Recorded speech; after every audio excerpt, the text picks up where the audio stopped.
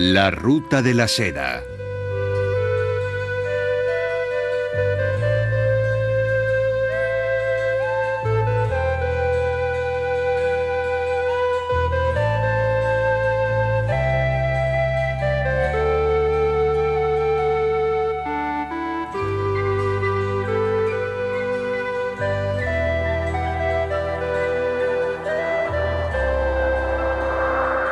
Travesía por el desierto de Taklamakan.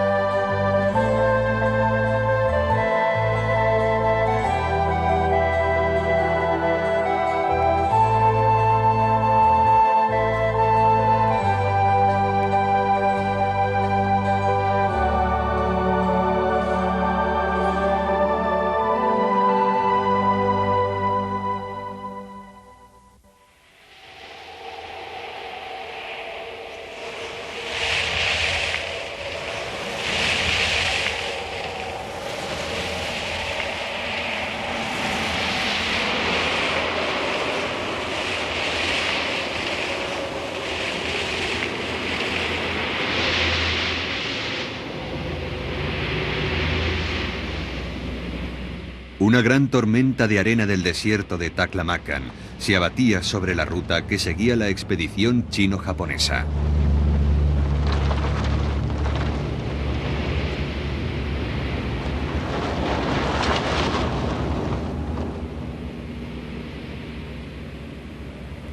Tras dejar atrás Lulan, nos dirigíamos hacia el suroeste, a lo largo de la ruta sur hacia las tierras occidentales.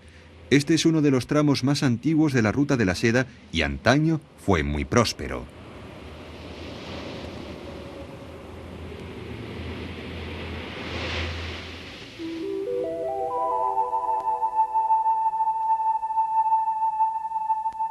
A 170 kilómetros del reino de Lulan, llegamos a las ruinas de la antigua ciudad budista de Miran. Podíamos ver una antigua fortaleza a través de la tormenta de arena que estaba arreciando. La torre de Miran estaba siendo contemplada por primera vez por ojos extranjeros desde que la redescubrió el explorador británico Aurel Stein a comienzos del siglo XX. Aquí Stein encontró hermosas pruebas de la fusión de dos civilizaciones. Esta pintura mural representa un ángel con alas. Es un poco como un serafín occidental, pero el pelo, con un solo rizo a la izquierda, muestra una influencia oriental.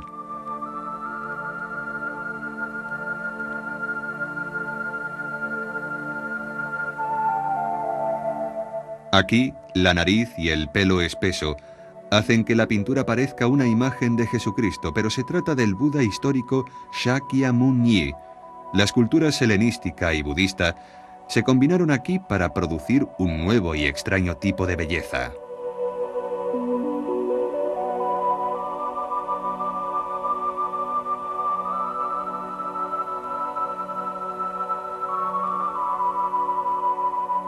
Este castillo fue construido con ladrillos secados al sol sobre un cuadrado de 70 metros de lado. Era una fortaleza de los tibetanos que llegaron aquí desde el sur en el siglo XVIII. Los tibetanos desaparecieron en el siglo XI y desde entonces Miran ha estado enterrada bajo la arena.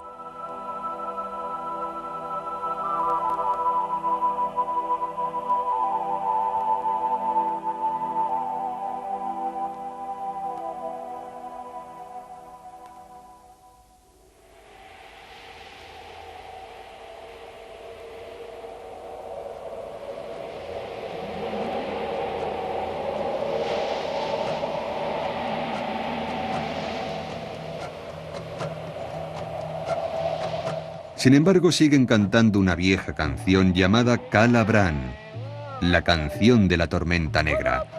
Cuenta cómo las tormentas de arena enterraron la ciudad que una vez fue su hogar.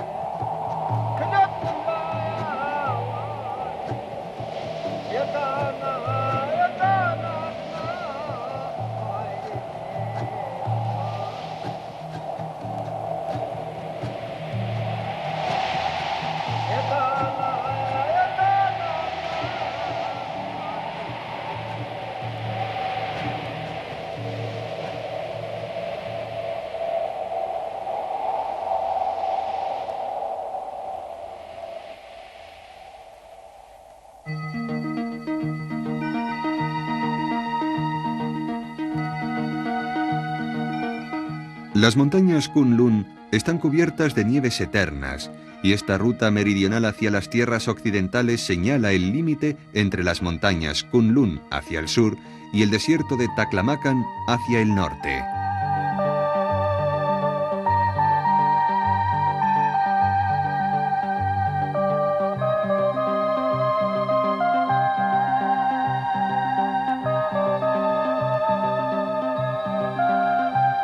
Hasta finales del siglo XIX, comienzos del XX, seguían llegando hasta aquí muchas expediciones de todos los lugares del mundo. La última fue la expedición británica dirigida por Stein, que llegó en 1914. Nosotros éramos los primeros extranjeros aquí en 65 años.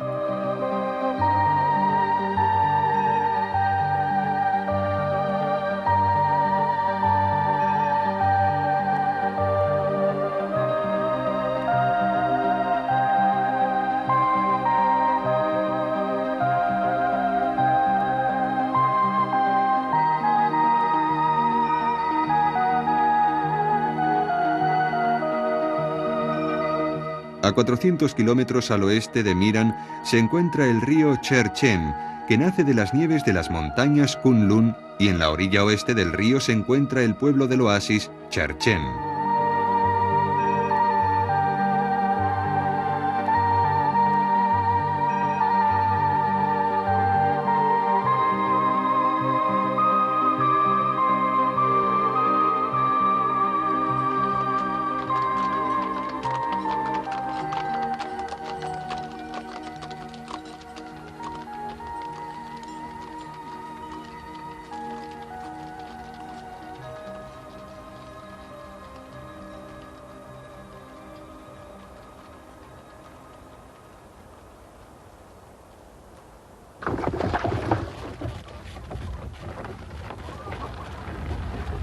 Al ser uno de los pocos oasis a lo largo de la Ruta del Sur, Cherchen ha ido creciendo. Tiene una población de 35.000 habitantes, de los cuales el 85% son uigurs. Esta era la primera vez que veíamos uigurs. Tienen narices grandes y rasgos muy pronunciados, y su aspecto es claramente distinto al de las gentes que habíamos conocido hasta ahora en la Ruta de la Seda. Para los japoneses tenían un aspecto bastante occidental.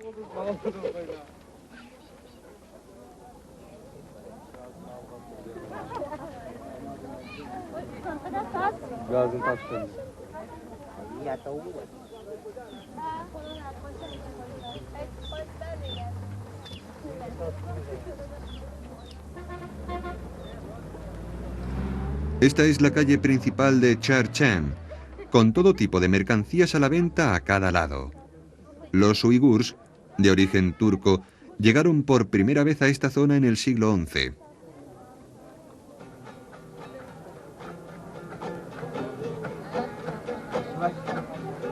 Hoy están establecidos por el desierto de Taklamakan y son los habitantes principales de la región autónoma de Xinjiang uigur.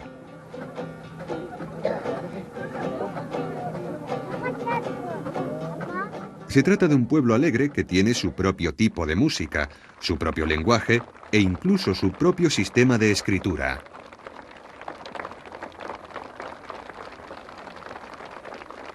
La expedición fue recibida calurosamente por los niños de la primera escuela elemental de Cherchen. Esta escuela es solo para uigurs, que son mayoría en la ciudad y tiene 500 alumnos, más que en la escuela china llamada Segunda Escuela Elemental. En los cursos inferiores aprenden en lenguaje uigur, pero empiezan a aprender chino a partir de cuarto. Los niños saludan alegremente a los extranjeros.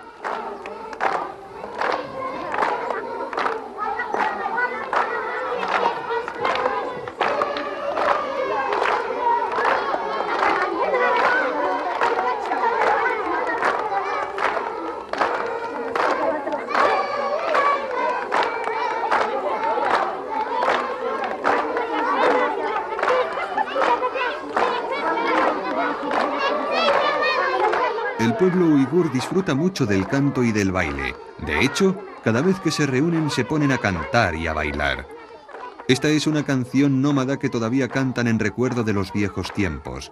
Pero incluso en la actualidad hay un sindicato especial en Cherchen para los ganaderos nómadas.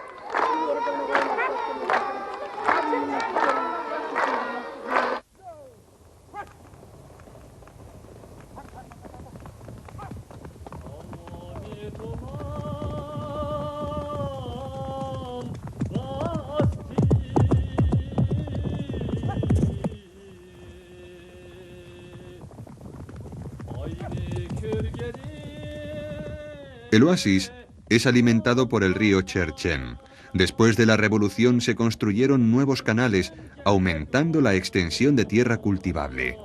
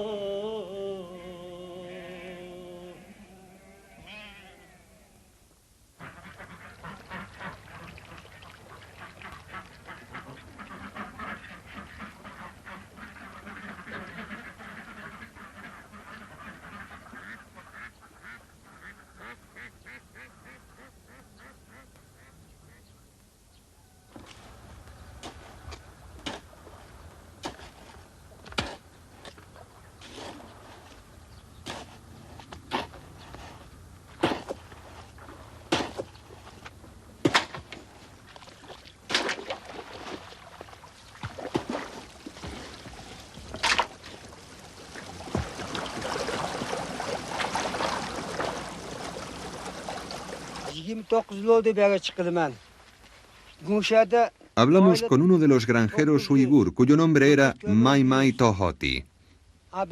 Sí, este es un buen sitio para vivir. Hay mucha agua, tierra agrícola y las cosechas son buenas. Aquí se puede cultivar casi cualquier cosa: trigo, maíz, cebada, viñas, melocotones, naranjas, melones, peras.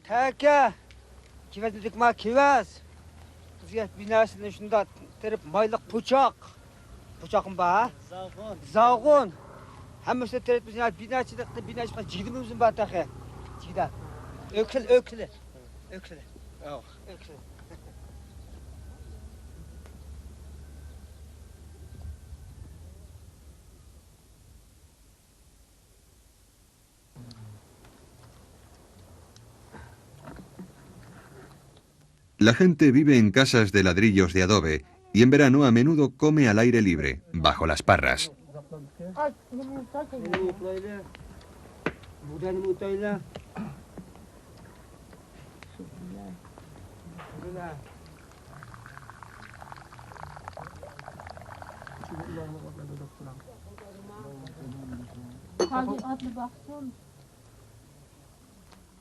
Hay 11 personas en la familia, incluyendo al hijo mayor y a sus niños.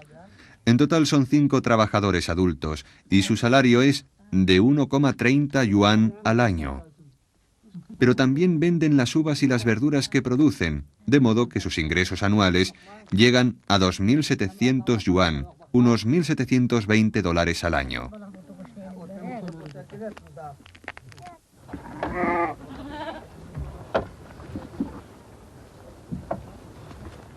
Pero tienen sus propias cabras para producir carne y cultivan casi todo el resto de su dieta, así que son relativamente ricos. Mai Mai Tohoti dice que su familia podría ser considerada de clase media en Cherchen.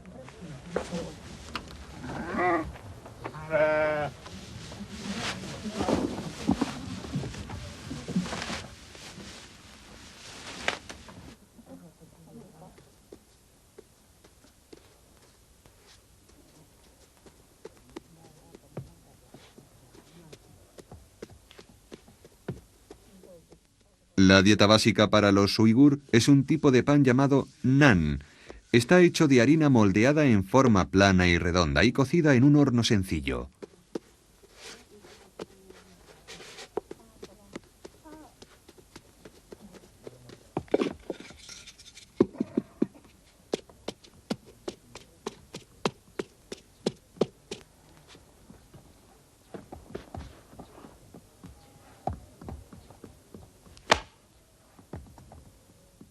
Cinco o seis vecinas se reúnen y charlan mientras preparan una ración semanal de nan, varios cientos de panes planos. No les preocupa que pueda quedarse rancio. Está muy seco después de horneado y la humedad relativa nunca sube del 40%.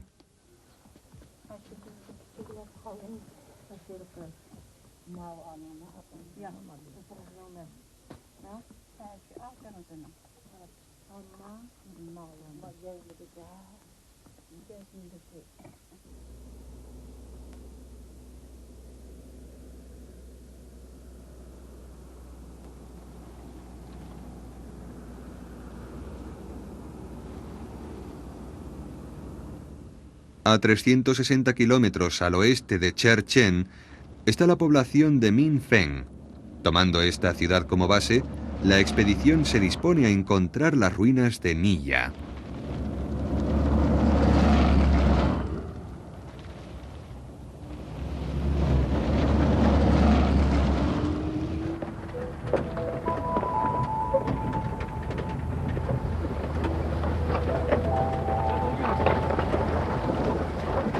Para llegar a Nilla hay que ir 110 kilómetros hacia el norte a lo largo del río Nilla hacia el desierto de Taklamakan.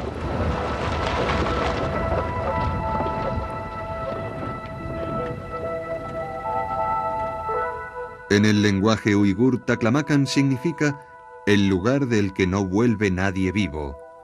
Pero ninguno de nosotros se esperaba las grandes dificultades que encontramos aquí.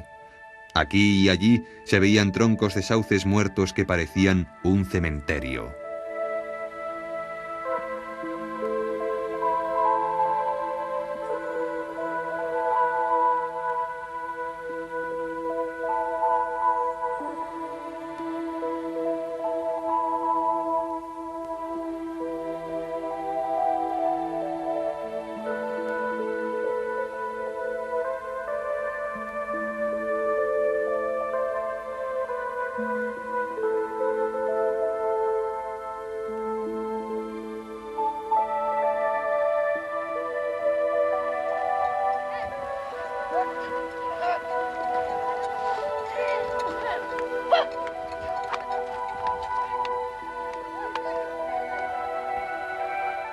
En los bosques muertos encontramos una manada de camellos. Ahora estábamos en el desierto, los caminos se hicieron más duros y no podíamos valernos de los jeeps de poco alzado.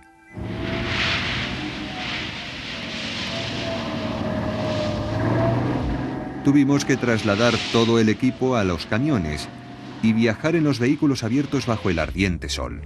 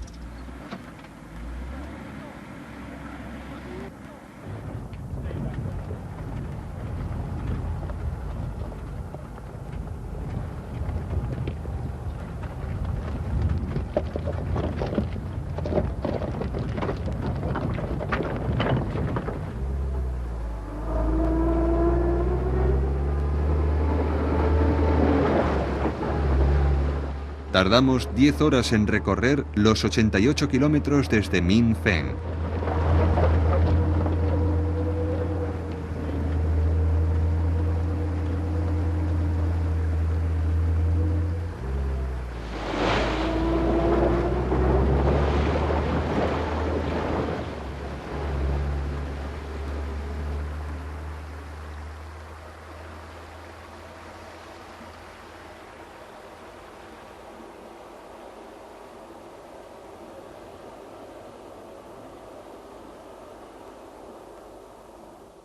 Habíamos dividido el recorrido en 2 etapas, la primera en camión a lo largo del río Nilla hasta Damazar y la segunda en camello para los últimos 30 kilómetros hasta Nilla, un día de viaje.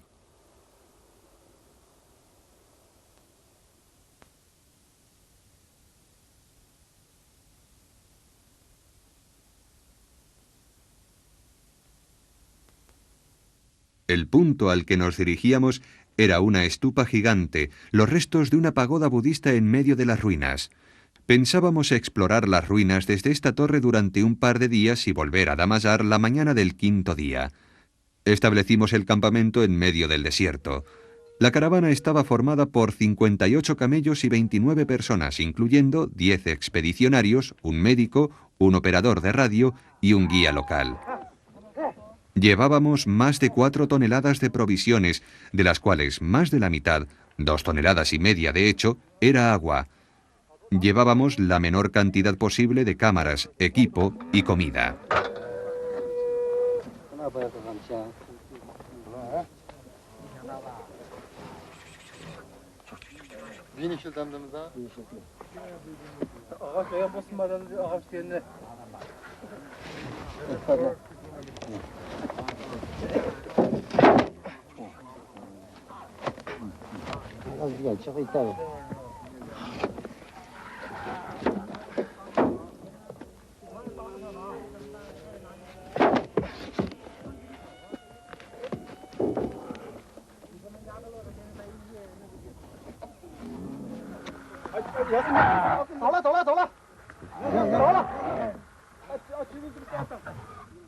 Un camello debería ser capaz de transportar más de 150 kilos, pero siempre hay algunos que se niegan a aceptar esta pesada carga. Pero como nos habíamos visto forzados a conseguirlos en 4 aldeas diferentes, varios de ellos estaban nerviosos y ariscos. Nuestro plan original era ponernos en marcha el segundo día, a las 9 de la noche, pero al mediodía del día siguiente no estábamos preparados aún.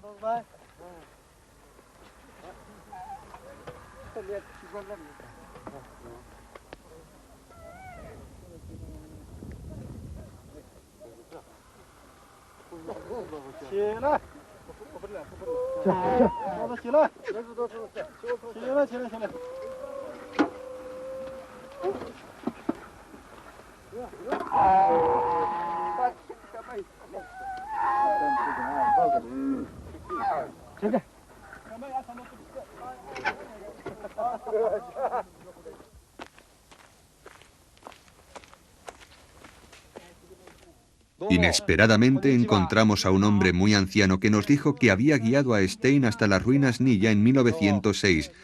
Hacía más de 70 años. Hola, ahora tengo 92 años.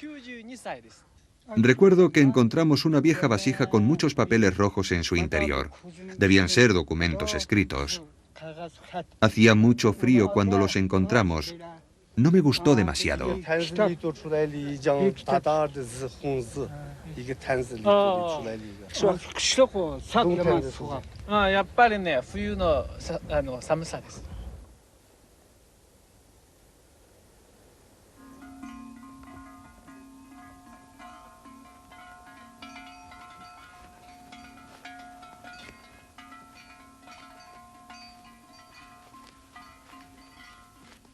Tras un retraso de otras 5 horas, salimos por fin hacia Damazar. Aquí el río Nilla desaparece en la arena, aunque en el pasado fluía hasta las ruinas. Ahora están muy cerca si pudiéramos dirigirnos directamente hacia ellas. Pero el antiguo lecho del río se interpone, un profundo valle de arena con árboles muertos. Ese tipo de terreno es demasiado fatigoso para los camellos.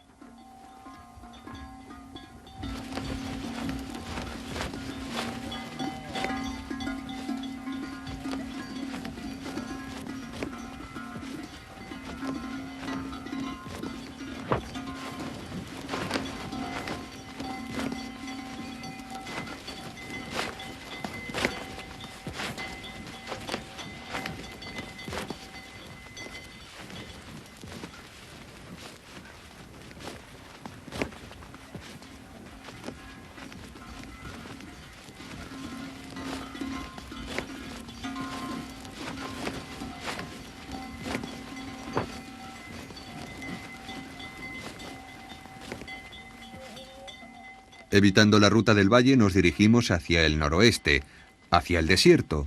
Luego giramos hacia el norte cuando llegamos a una zona relativamente llana. Hacía mucho calor.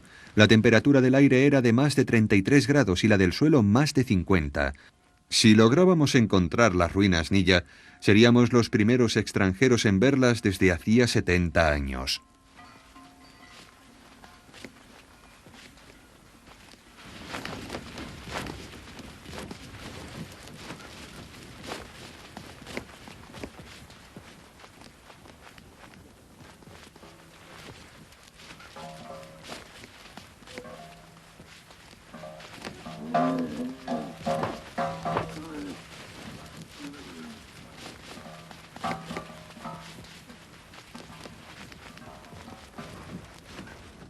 Si se viajan largas distancias a camello, el que va en cabeza mantiene una velocidad de 3 kilómetros por hora.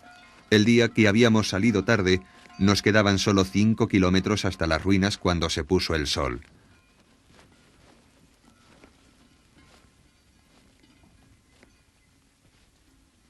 Así que renunciamos a continuar y montamos el campamento, ya que el jefe de la caravana pensaba que sería demasiado peligroso seguir de noche.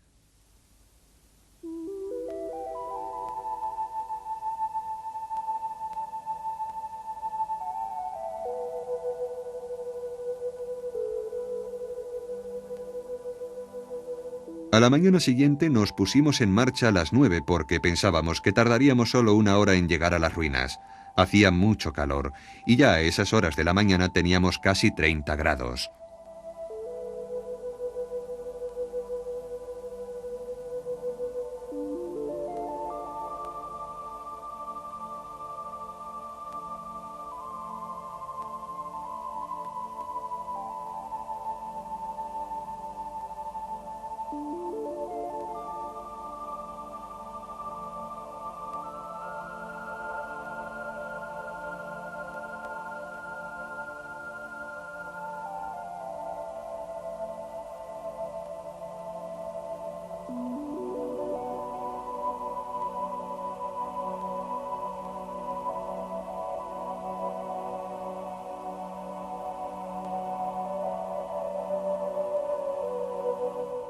Sin embargo, 1 hora después seguíamos sin ver las ruinas, y a mediodía tampoco.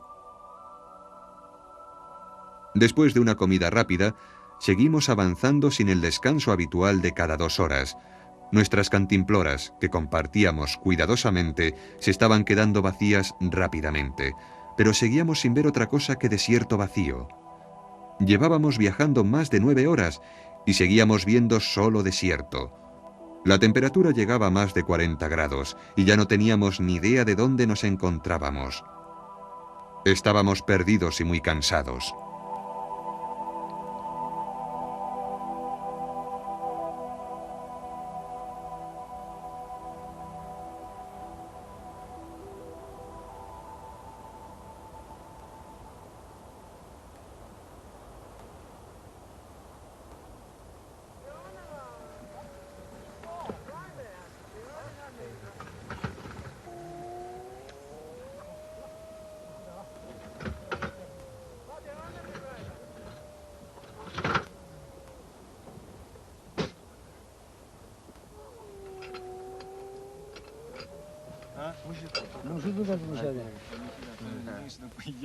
Ama foto, nereye gidiyor? Ama gün çıkış.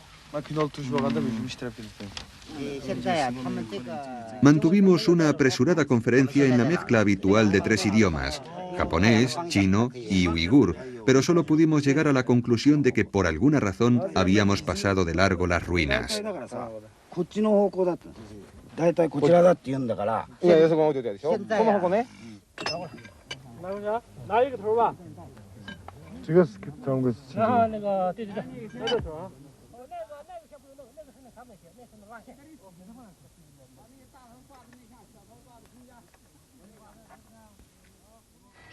La noche cayó antes de que pudiéramos establecer nuestra situación.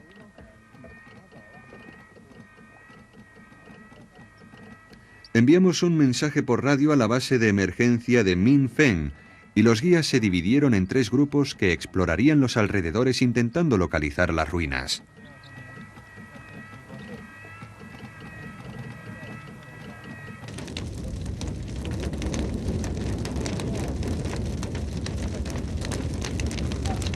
Aquella noche mantuvimos una hoguera ardiendo para señalar nuestra posición y que las patrullas pudieran localizarnos. Estábamos realmente inquietos.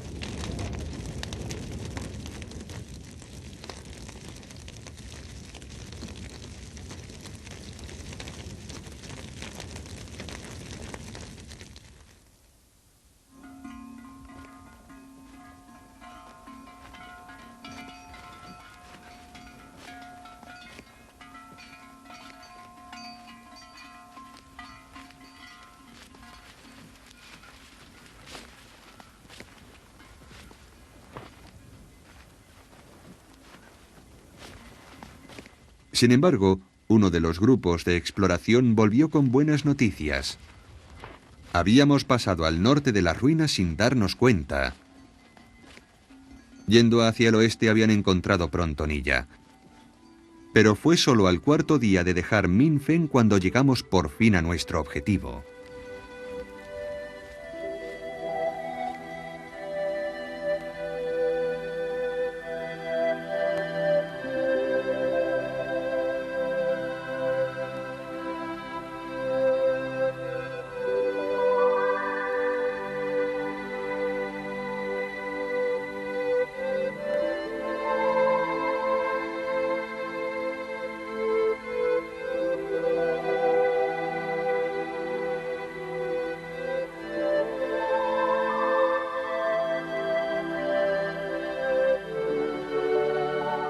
La estupa, o torre budista, medía 6 metros de alto. Estaba construida de ladrillos secados al sol y mostraba signos de haber sido saqueada.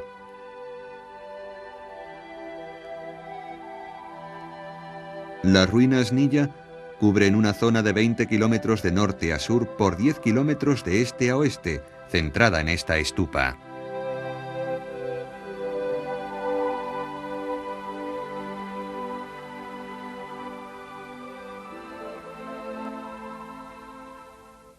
Ya habíamos perdido un día entero, así que los cámaras se concentraron en 4 grupos de ruinas cercanos a la estupa. Empezamos por uno de estos que se encontraba a 1,5 kilómetros al noroeste de la estupa. Había grandes estructuras de madera que parecían restos de enormes habitaciones.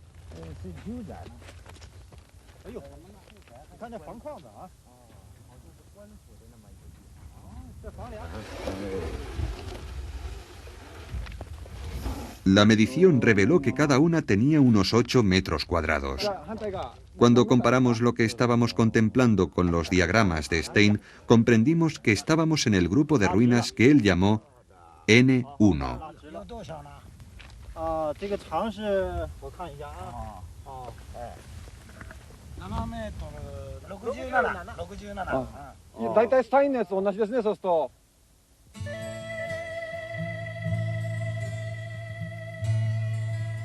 A 1 kilómetro más hacia el noroeste se encontraba otro grupo que Stein denominó N2.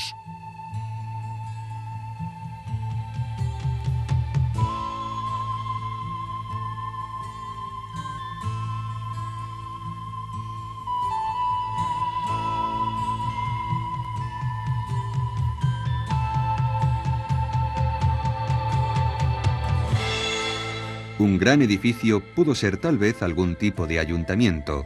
y tenía una casa pequeña adyacente con un cercado para cabras. Aquí habían vivido juntas personas de muchas ocupaciones distintas, oficiales, granjeros y otras. Teníamos la inquietante sensación de que incluso después de más de 12 siglos, los propietarios podían aparecer de pronto otra vez.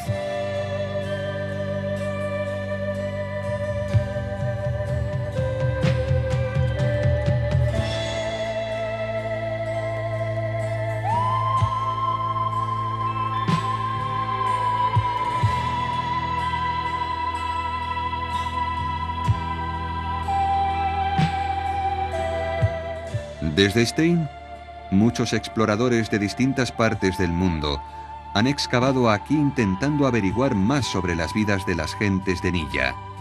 Esta hermosa silla presenta unos grabados típicos del estilo de las tierras occidentales.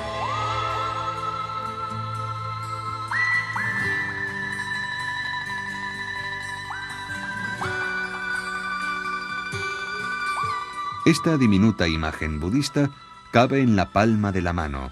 Se pueden ver rastros del budismo por doquier.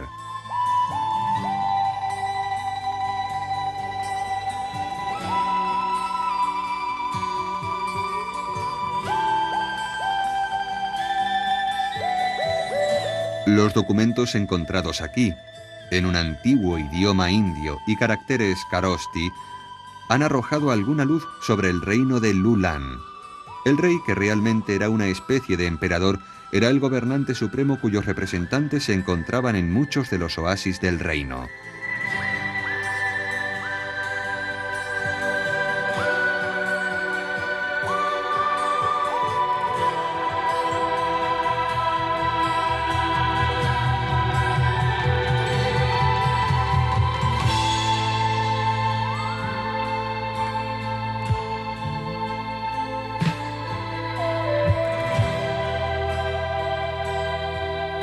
Parece claro que debió existir un buen sistema de administración central.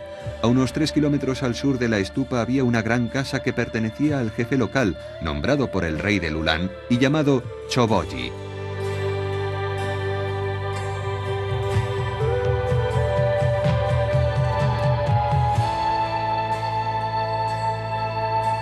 El Choboji debía de ser un hombre muy ocupado.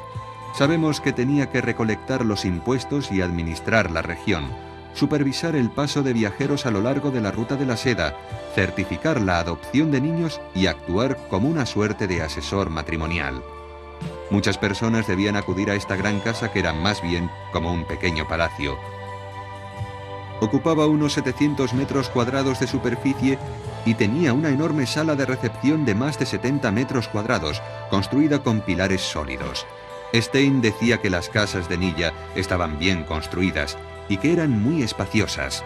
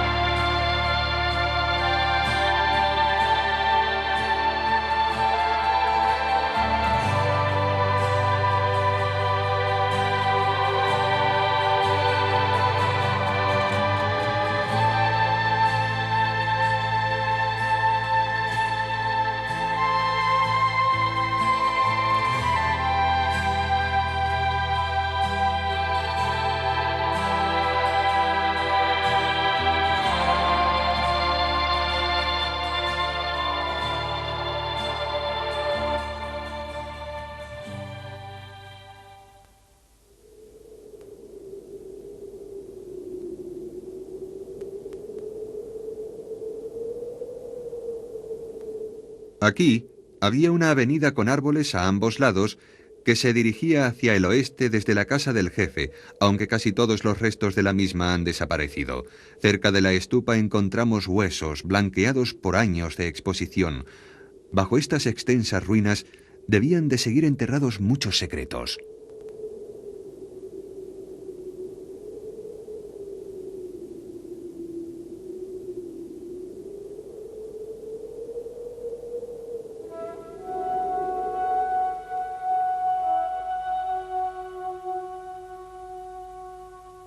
Aquí vemos las momias de un hombre y de su mujer descubiertas en una de las tumbas de las ruinas Nilla.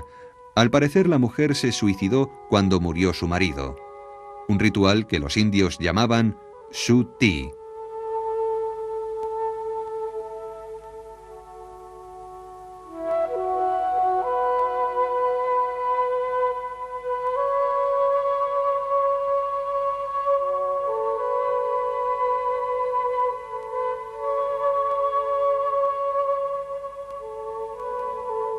Sus manos están entrelazadas y en una de ellas podemos ver un anillo. Casi podemos leer la historia de un gran amor, como el de la mujer de Lulan con las plumas de garza en el pelo. El cuerpo del hombre estaba envuelto en un manto de seda con 4 caracteres chinos bordados, una oración por la felicidad eterna.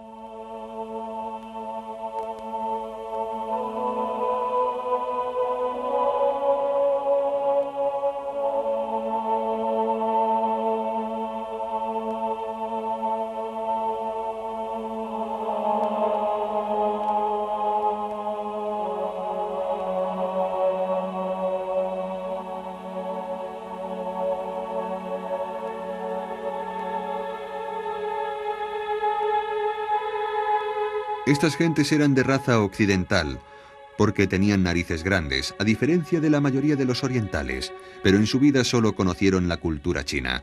Su almohada tenía la forma de un faisán, un símbolo frecuente de buena suerte entre los chinos.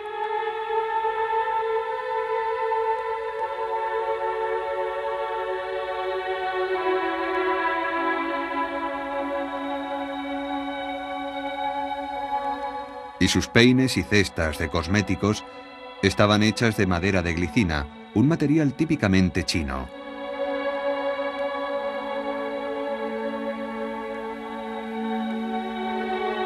Pero muchos de los objetos aquí encontrados eran más típicos de las tierras occidentales, de la cultura de la ruta de la seda que mezclaba elementos del este y del oeste.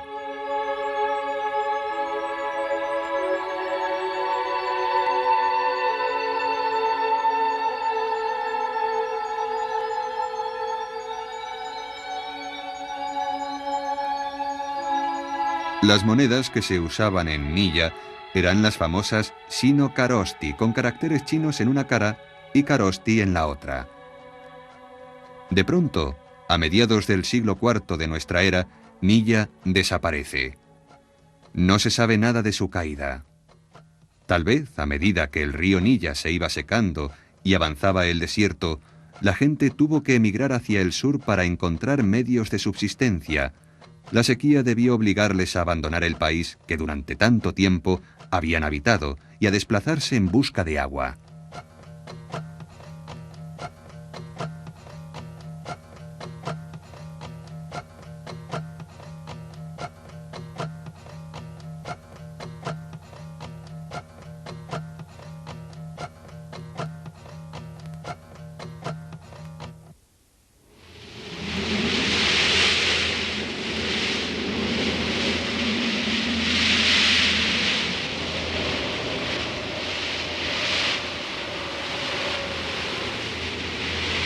Al anochecer del segundo día, en las ruinas, el tiempo cambió repentinamente.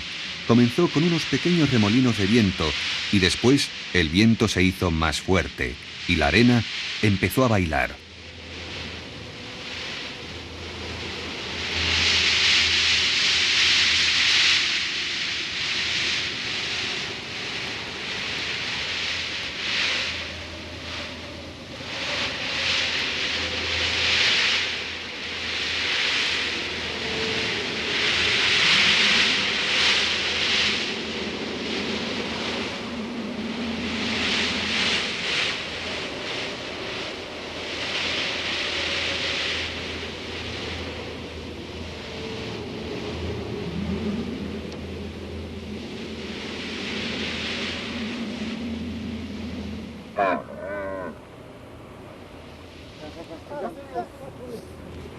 Los camellos estaban muy cansados.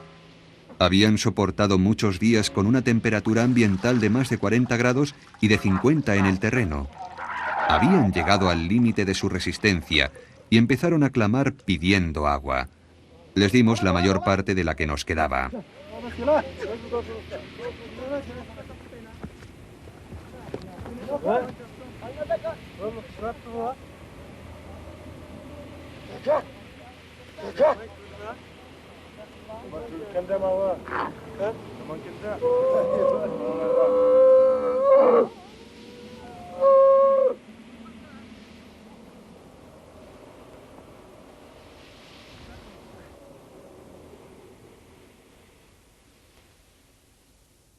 Y ahora la larga estancia en el desierto nos había agotado a nosotros también, así que cambiamos nuestros planes.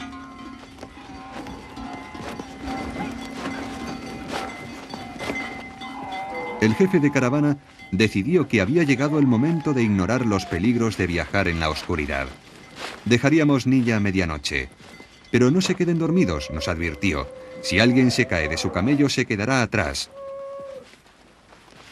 Las ruinas Nilla desaparecieron rápidamente en la oscuridad de una noche sin luna en el desierto.